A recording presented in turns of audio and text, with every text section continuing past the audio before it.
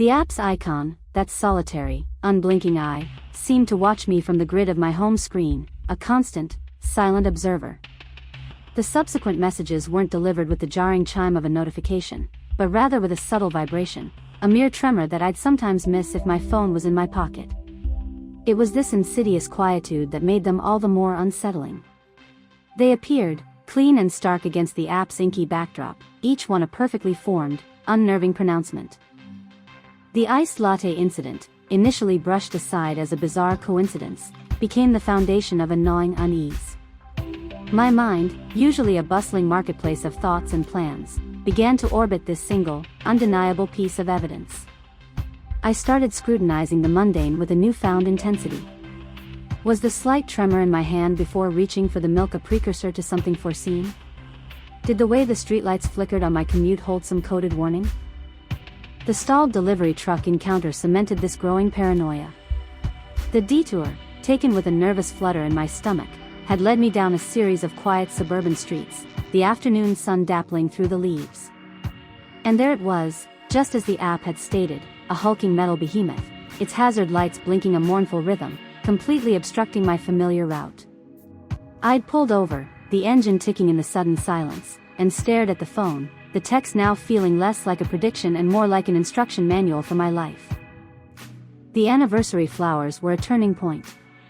It wasn't just about the flowers themselves, but the subtle manipulation of my interactions.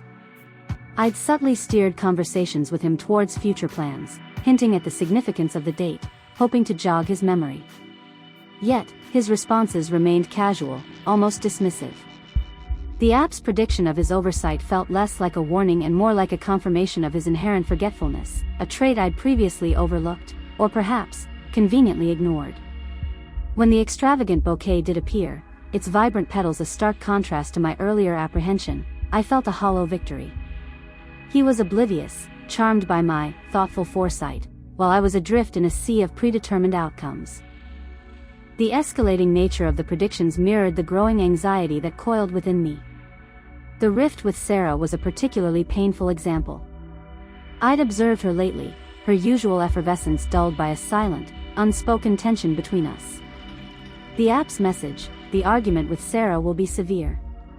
Choose your words with absolute care, had sent me into a tailspin of preemptive self-correction. I'd mentally rehearsed conversations, dissecting every potential phrase, every subtle inflection. But fate, or rather, the app, had a cruel sense of humor. The chance encounter at the grocery store, the casual observation about a mutual friend that had been intended as a neutral icebreaker, had somehow detonated weeks of unspoken grievances. My meticulously chosen words, intended to bridge the gap, had instead served as the kindling for an explosion. Sarah's hurt, etched on her face, was a mirror image of my own despair. Then, the message that plunged me into an abyss.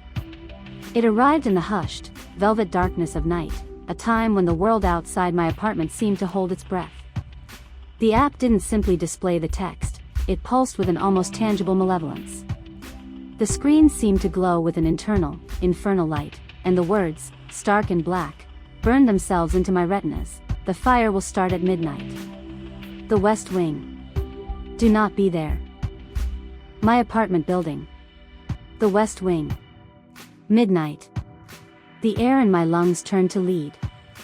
The city outside, usually a comforting panorama of glittering lights, now seemed menacing, each flicker a potential harbinger of destruction. A primal, almost animalistic fear took hold.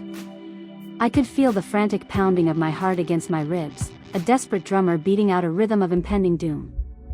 My immediate instinct was to flee. I grabbed my keys, the cool metal a stark contrast to my clammy palm. My phone, still clutched in my other hand, felt strangely heavy, a Pandora's box of terrible foresight. I stumbled out of my apartment, the hallway eerily silent. The elevator call button felt cold beneath my trembling finger. But as I reached the ground floor, the heavy glass doors swung open to reveal not the expected urban calm, but a chaotic tableau. A knot of residents, their faces etched with a nascent panic, were gathered on the sidewalk, pointing upwards. And then I saw it.